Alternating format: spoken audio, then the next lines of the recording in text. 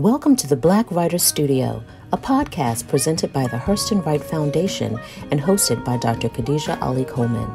The Black Writers Studio is dedicated to showcasing Black writers who are transforming the world today with their literary pen and creating a legacy for the culture.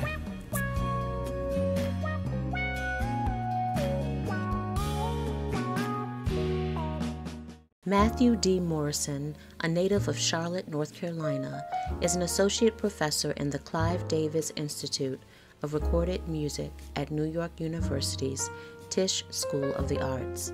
Dr. Morrison holds a Ph.D. in musicology from Columbia University, an M.A. in musicology from the Catholic University of America, and was a presidential music scholar at Morehouse College, where he studied violin and conducting. His research focuses on the relationship between racial identity, performance, property, copyright law, and inequities within the history of American popular music and beyond. His book, Black Sound: Making Race in Popular Music in the United States, is published by the University of California Press, and this book traces the aesthetic and political legacy of blackface in an effort to uncover the relationship between performance, racial identity, and intellectual property in the making of global popular music and its industry from the early 19th century into the present. So it is just a pleasure to have the Dr. Matthew Morrison here. And it's funny that you are not Matthew Morrison. I know you probably get that all the time, Matthew Morrison from Glee. Right. Well, that's why I use the D. That's why I use the D. That's right. That's right. But you are in case anyone doesn't realize, most of the guests that I have on the in the Black Writer Studio are folks that I've reached out to because I am so intrigued by your work and just who you are as a writer. And so I did reach out to you because I absolutely enjoy musicologists. Last season, I got an opportunity to talk to Dr. Guthrie Ramsey, who was just, I think that Yes. was the first time I ever had someone bring music and we were dancing before we started the interview. So I love it. He's one of my one of my mentors, period. But also one really, of my direct musicological mentors, 100%. oh, Yes. that's Since I fantastic. began graduate school in 2007, he's one of the first people that I met when I was applying to PhD programs. And I went to one of our flagship conferences, and there he was on the panel with my future dissertation advisor, George Lewis, and with Ellie Hassama. And I went up to them and was like, hey, y'all seem amazing. And since then, he has literally been one of my biggest advocates and influences. So Look at yes, shout out to that. Dr. Ramsey. Look at Kismet. I didn't even know Truly. any of that. I didn't know any of that. And it was really because of him, and how much I enjoyed just learning and being in conversation with him, which Mhm. led me to reach out to you. So I had no idea the That's connection amazing. that and so, I want to jump in and talk with you, Dr. Morrison, because you have a book, you're author of Black Sound: Making Race and Popular Music in the United States. And when I saw you promoting and talking about this book, Mm, I am a former professor of fine and performing arts, and I mm, wish that mm, I had your book as a mm, textbook. And so let me mm, just let the mm, listeners, one of the reviews of your book um, mm, is from Imani Perry. And what she says about your book is just extraordinary. So I want to pull that up because and then I just learned from you that you actually you studied with her through a Hurston Wright workshop. But she mhm, says Black Sound is a profound original study of the foundations of Black performance in the Americas. It is at once ethnomusicology, cultural history, and critical race theory, built on rigorous archival research and sophisticated engagement with a vast body of scholarly research. An engrossing and expansive text, Black Sound will be an indispensable addition to the study of race and African American culture. What a mm. review. And Yeah. it absolutely piqued my interest to want to reach out to you. So I just want to know first and foremost, tell me the genesis of this book and why this book. Mm, Thank you so much. Thank you, first of all, for the invitation to be in a conversation. I am floored that, you are also one of the social media. That is next level, okay? Yeah, Amazing. But I do understand what you mean in terms of like really keeping your pulse on what's happening, because so much of the discourse, right, that takes place outside of the academy proper, is happening right between scholars and artists and activists and everyday folks and who are sort of like really interested in similar topics, collectively there. So I appreciate your commitment to sort of keeping your finger on the pulse in that way, because that's a lot of work. it Okay. is. But thank you for that.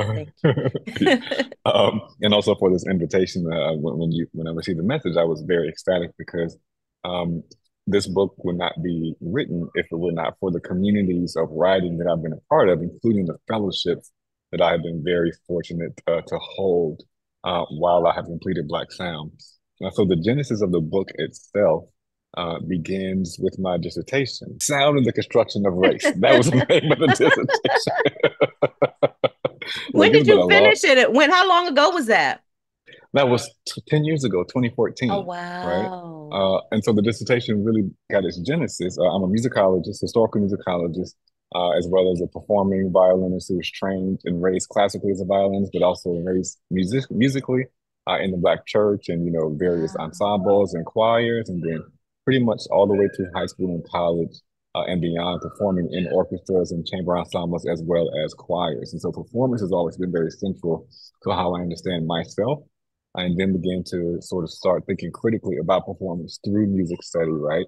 And especially through the adjacent fields or interrelated fields like sound studies, right?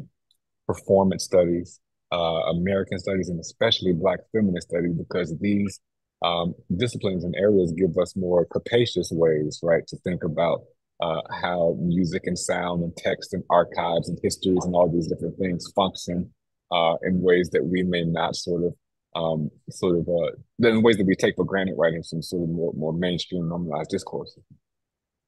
So the project itself, it really came out of anytime I talk about Black Sound, this is the origin story. So if someone's heard this before, they've heard this. But it really comes out of a collection of classes I was taking while I was a graduate student at Columbia. This Mm. must have been 2010. I was already thinking about, the sort of relationship between performance and racial identity, and a sort of larger reception, through institutions of music, but mainly at that time through classical music and opera, trying to look at the way that Black voices, Black performers have been understood in operatic context, and sort of like what the challenges and why those challenges that many of them experience, despite being some of the most significant, performers in the genre, like Leontine Price, right, like Jesse Norman, right, um, sort of having to continue to deal with being shut out of the classical music canon simply because of being Black and imagined as existing outside, right, of the sort of collective of classical music and performance, even though as classical music as it's understood now has existed, there have been Black people performing it. Okay. Chevalier de Saint George, right, who there was a recent movie about, who's a contemporary of Mozart. So, as long as we've been thinking about these musical styles in this way, African Americans and Black people have been a part of this. But then, sort of thinking in this direction, I began to then take, it was one very magical semester where I took a course with Daphne Brooks, right, called Black Feminist Musical Subcultures. And that class was really one of the early courses that was part of Daphne's development of Liner Notes for Revolution, right? Um, and then I took also a class with Ellie Hassama, who is a musicologist and music theorist. It was called Analyzing Popular Music, and Ellie has a strong emphasis on sort of thinking about considerations of gender and race collectively, right, intersectionally. And then I took a class with Sadia Hartman, that was also a class that was sort of co-taught with Tina Camp at Duke at the time. It was two classes together who met virtually week to week. It was quite magical. Called Haunted Visualities, the Sites and Senses of Race. And between these three classes is when I really began to think more deeply about the impact of performance and racial identity, right, in popular music and historically like that. So I kind of moved from the classical sphere into the popular sphere, even though in my master's thesis I had already written a dissertation about, a thesis about popular music, right? Analyzing popular Black music through dance is really what it kind of was, or R&B rather. And so, the class with Daphne Brooks was a class, Black feminist musical subcultures, where for the first half of the course almost, right, we were studying the legacy of blackface. And I, as a, precocious graduate student, and probably, you smell yourself as a graduate student, I'm like, why are we still doing blackface halfway in the semester? What's going on here, Professor Brooks? And I always say, Daphne kind of like, laugh like, well, you'll figure it out. Okay. Like, you'll figure out why we're still here. So that class, along with Sadia Hartman's class, we were really, again, looking at how to sort of analyze and think about performance, right, as it is connected to the senses and to the body, and specifically to how Black people and Black bodies have been received, right, through literature, through writing, through performance, and through the visual, right? It was that class, along with Elie Hassama's sort of analysis of popular music, right, that collectively got me thinking. So, like, what is happening? Like, something is happening here that we all have a sense of and are aware of, but I'm not sure if we like have the language to like fully articulate right at that time, which was the sonic legacy of blackface. Because blackface, as I began to understand it from Daphne's class, from Sadia's class, as well as from Ellie's class, blackface continued to shape in so many ways the different developments of American culture, including racial identity, right? Including the structuring of the popular music industry, including the way that musical genres developed. I was like, there's so many ways that blackface has continued, but it's like it didn't exist in the American legacy, aside from Right. being, right, just a sort of a taboo thing that we no longer talk about. So the Right. And project really came out it's of that. usually just relegated to when we talk about vaudeville or that early period, during Hmm. Reconstruction, we don't really Hmm. explore it beyond that. And Hmm. it really looks just one kind of way. But what you're speaking of, it sounds like, and correct me if I'm wrong, it sounds like because I didn't get the privilege yet to read it just yet, because I Sure. just reached out to you a couple days ago. But it's in my cart to Of course, of course. but tell me, when you are even speaking of blackface, you're not only Mm. speaking of it in the context of um white or popular culture or non-black Hmm. people. You're Hmm. talking about it as this concept that even black people export and wear to be able to navigate mainstream spaces. Am I correct in making that assumption? I think that you are absolutely sort of in the direction of how, so you're completely right. One thing that I realized early on and when I was sort of thinking through blackface conceptually, right, up through Black Sound conceptually, is that it was easy for it to sort of be read as like a monolithic term to either take the place of defining whiteness or defining blackness. And so what I'm Hmm. actually trying to do in Black Sound, is to show how notions of racial authenticity are imagined, right, from this larger history of sort of using blackness as a ruse from which to articulate various identities through performance, right? And so you're absolutely right that one of the things about blackface itself that I learned again from deep study as well as with these scholars, Black feminist scholars in particular, is that blackface sort of shifts over the course of its development, right? It is the primary form of American popular entertainment and culture for like 100 years, right? From the 1820s until the 1920s. It's the first original form of pop music. And so it did begin during slavery, right, with primarily Irish, English, and Scottish and some German white men darkening their faces to perform, right, what they imagined to be sort of these sort of their fictions of blackness, right? But the sounds themselves were actually like English and Irish folk tunes that they were then, sort of improvising upon through their own ideas of what like Black performativity was, right? But over the course of the 19th century, Blackface performance shifts, especially as more Black people began to take up or directly impact Blackface performance, right? So, because the thing is that, just like today, we figure out how to get into the industry through the mechanisms that are already available, right? But blackface was that primary engine of American commercial entertainment that would afford you the ability to like make a career as a musician, right? Wow.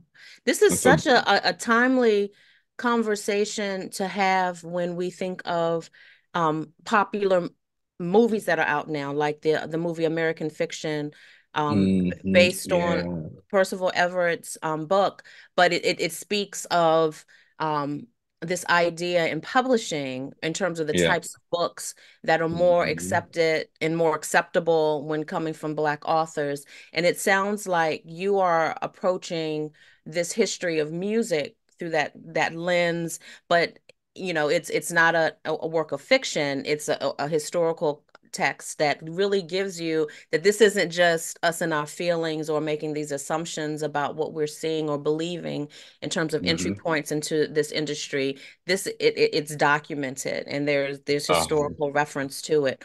And tell me this, in the book, and if you don't mind, can I share some of the chapters um absolutely. with our listeners? So you've broken the book down into two parts. You have racial identity and popular music in early Blackface, and then that's part one, and then part two is the birth of the popular music industry, which I find particularly interesting because you make this distinction. But in part one, which is racial identity and popular music in early Blackface, you Mm, mention two people in particular, William Henry Lane, also known as hmm Master Juba, and hmm Stephen Foster in the composition of Americana. Tell me mm. why, in part one, these two people in particular were significant enough to get sections in your book. Oh yeah, thank you. That's a great question. And so there are so many again, because blackface was the primary mode of popular entertainment throughout the entire 19th century, right? There are so many examples of blackface entertainers who I could talk about and discuss, right? But there are some who kind of emerge on their own within a larger archival and historical discourse and discussion on blackface themselves. And what I thought I would do is because um, because there are certain figures who sort of rise, to the top of these blackface discussions historically over time. I was curious about what about these figures have not yet been sort of discussed in relation to this larger legacy of performance and sound beyond the visual that I was interested in. And so this character in person, right? So I say character because I began thinking as a narrative when I was writing the book, right? So one of the reasons that I chose both William Henry Lane and Stephen Foster is because they were major case studies in a dissertation, but then they also began to fit the larger narrative that I began to imagine for how I wanted to tell the story of Black sound chronologically, right? But then also to capture some very specific moments or particular aspects of the concept that I felt were important to really unpack. So with William Henry Lane, I chose to sort of center on him in that chapter because I wanted to discuss how early blackface, which is again shaped primarily by European American white men who were using their own ethnic folk sounds to develop this new commercial form through blackface ventriloquy. I wanted to show how even in early blackface, how blackness and black performers had a direct impact. It all it took was one, right, to change the course of popular music through their performance innovations that then get absorbed into this commercial mainstream that then becomes a source of property and ownership for those who could claim so, right, during this time.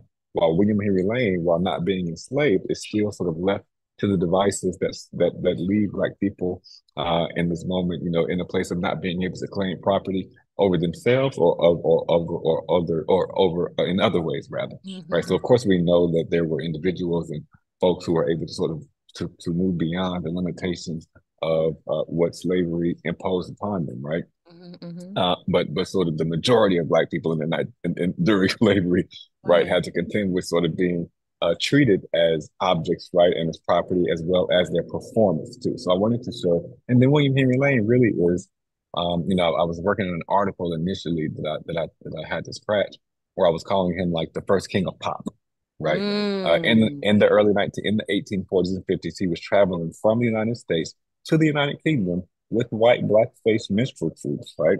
He was Wow. written about by Charles Dickens in American Notes, right? He was one of P.T. Barnum's earliest performing acts, right? He was just all over the place. And so this figure, who now historically we don't know very much about, but who, when you look at the archives, he's written about quite a bit in that moment, just reveals so many things about the sort of complexities of early antebellum blackface, especially as it has to do with drawing on and impacting Black people at the time who had little ability to control their own narratives, right? Both musically and personally. And Stephen Foster emerged because he's considered to be the quote father of American popular song, right? So one of the first American composers to make a career off of popular music. Before that, career composers were primarily of opera, right? And even in the United States, that was seen of opportunity because it wasn't as much of an established genre here. It was still mostly sort of relying on European importations, right? So Stephen Foster really becomes the progenitor, the father of American popular song.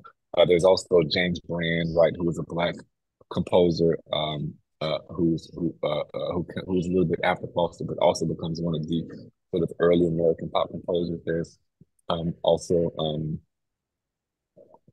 another early Black performer, cornetist and band leader, whose name is escaping me at the moment. But so there were other popular composers, but Stephen Foster really kind of emerges and also becomes the sort of imagined character that really starts off what we consider now to be like Americana in a lot of ways musically. And Stephen Foster cut his teeth on what blackface, right? That's what gave him his career as a pop music composer. But I wanted to really sort of unpack and interrogate, because we can look at that and say, oh, he's stereotyping, he used, and yes, those things are true, right? But what are some of the nuanced ways that Stephen Foster, being from Pennsylvania, a place where, there was a large Methodist tradition, right? The AME Church, establishes itself, Mother Bethlehem in Philadelphia, Pennsylvania.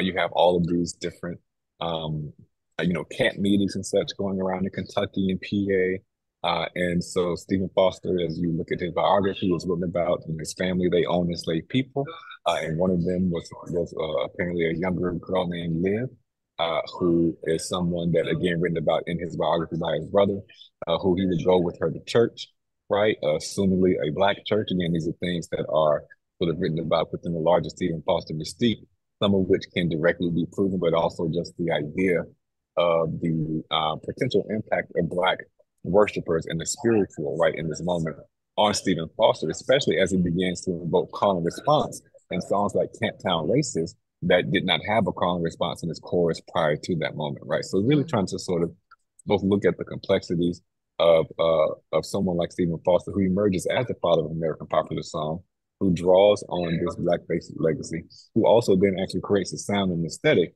that is using these sort of racist interpretations of Blackness that are coupled with these performances of Irish, English, and Scottish folk tunes that also directly draw on his interpretation of Black American vernacular performance practices, right? I appreciate this so much because when we think of because it would be so easy to lead with Elvis. Oh, of course. It Yeah. would be Yeah. so easy to lead with even when in your second part, when we talk about the birth of popular music industry, I'm thinking, Elvis definitely. When we think of rock and roll, Mm-hmm. it's so easy to lead with Mm-hmm. that. And even now, it's so easy to think of, the pop stars of today, like a Kelly Clarkson or a Pink, who Mm-hmm. entered really their musical careers singing, Adele. Mm-hmm. right, Adele singing this music, singing Black music. And so Mm-hmm. um Mm-hmm. I just I am totally in debt to you for bringing to fore really the deep history and when we think of Mm-hmm. a Stephen Foster and the name isn't attached to these things that you are really uncovering Mm-hmm. led to his entry point and even listening to you um explore and to talk about what you explored, it still always comes back to this sense of agency and Mm-hmm. ownership. And you Mm-hmm. mentioned Mm-hmm. very Yes. briefly when talking about your dissertation how you even address the census and it's just really fascinating to me. It's so like I said, it's so many questions. And for our Mm. listeners, I warned Dr. Morrison before our interview that I have notes and things to try to reel me in so that we don't go off the deep end and end in conversation for like hours. So I did want to I did want to bring it back to one question that I wanted to ask before we end, is about when we look at social media, Mm, how do you include or address social media with this thesis idea of um mm, blackface in the music industry? When we think of a yeah. Beyonce and we think of now, it's not really just her music that folks are in her concert. She really Mm, creates this culture around visual drops, and mm, using social mm, media to as mm, a component of her music performance. And I mm, use her as an example, not necessarily having read your book yet, and seeing if you even address her in this concept of blackface. But I mm, use her as an example of social media. How does that mm. factor into your book? If How do you address that? Yeah. Thank you. So the book itself, um, purposefully, right, is focused on the 19th century through the turn of the 20th century, right? So I'm primarily interested in unpacking the ways that we think about music and performance before the recorded era, to show how even the recording industry that really becomes the basis of the modern popular music industry had already developed its sort of structures and its approaches right through the 19th century, out of blackface, out of sheet music, right? Out of the different sort of ways that it becomes the basis of both the structural and like A&R and advertisement. There's so many things that were developed in blackface. So at the end of in the chapter called in Whitmark and Sons, the house that blackface built. In that chapter, I discuss one of the earliest publishing houses that helped to inaugurate what we refer to as Tin Pan Alley, right? Tin Pan Alley, which comes in many ways the sort of early establishment of the modern music industry centralized in Manhattan, New York, and it becomes a space where, publishers and copywriters and music writers and composers and performers and everyone was, in these different areas of Manhattan coming together to try to create this industry, right? And out of that industry is also based on blackface. But one of the things that I point out about the Whitmarks is that they were one of the first publishing houses to sort of like make themselves into a label, right? So they had marketing, right? They had A&R, right? They had people who would plug songs in the public, right? They had people who would design posters, to advertise songs. They had, so there were multiple aspects, right, embedded into the development of the Whitmark and Sons publishers that, again, coming out of this legacy of blackface, that really becomes the foundation for like our approach to marketing, our approach to selling, our approach to packaging, right? Musical performers to specific audiences in order to make sure that it will sell to them, right? And so one of the ways that blackface directly impacts how we think about, and I think I want to address social media by thinking more about the sort of circulation of popular culture through technology, right? And like what that means and how that means. But what then happens is that because blackface performance wise, right, begins to really impact and shape the way that the general white public, right, begins to understand who Black people are. Okay. So there was a conversation happening on Twitter today from Peppermint, right? The performer from RuPaul's Drag Race. I don't follow this show, but Peppermint was sort of kicked off of the show and said most people don't know someone who's trans in their personal life, which means they learn how to interact with us through TV, right? So white people in the United States, primarily, especially throughout the 19th century during slavery and during Jim Crow segregation, learned how to interact with Black people through blackface. Okay. And then, so the way that we're expected to sound, right, to move, to exist, were all very heavily, right, structured by these racist, right, both real and imagined performances of what Blackness was through blackface, right, on the popular stage. Those things begin to further shape how the recording industry emerges, right, as creating certain musical genres that are targeted to specific demographics of people, beginning specifically with the race records, which was any record of like in any type of music of Black people that was sort of marketed to Black Americans. And so, in order for race music or the blues or like Ma Rainey's Crazy Blues, right, which becomes one of the first big hit race records. The idea was that, the idea was that, in recording this blues song, right, that now all of these Black people purchase, then that must mean that there is a demographic in the market to target, quote, Black or race music to Black people. So if that's the case, then also there must be a demographic to target to white people. So then this is how hillbilly music develops, that emerges into country music, right? However, race music, the blues, and hillbilly music country are segregated, right, in the industry sense by race. But musically, both hillbilly music and country music are coming out of Black folk musical traditions primarily, right? They're also developing in relation to and alongside white folk music traditions, right? And all of which are shaped by the expectations of musical performance and sound and style that have been set by Blackface. Wow. Wow. I want to take your class. You're such an excellent educator, but that is, Hmm, I mean, it's so timely. I mean, there's nothing hmm, more that I hmm, can say that this is always information that is necessary. But right now, these are the types of conversations that you see folks having, and here you have hmm. this book that really is designed, and I'm using Beyonce as a through line with comparison because Yeah, everyone of who's course. Yeah. listening, but this whole Uh-huh. conversation around her and her country music, Country. please, Ex- all of this is it's so relevant, it's so timely. So mm-hmm, I guess as we close out, you're an academic, you're a mm-hmm, musicologist writing about something that is so relevant to a general audience. mm, Are there ways that you're attempting to get your book into the hands of those who may not get assigned this book in their college mm-hmm, course? mm-hmm, So, what are mm-hmm, some ways that folks can connect with you, learn more, get connected to this book where they may not be mm. college students or scholars like hmm yourself? hmm Yeah, that's a great question. So I do want this work to be out in the world. The book itself is an academic book first, well, primarily, right?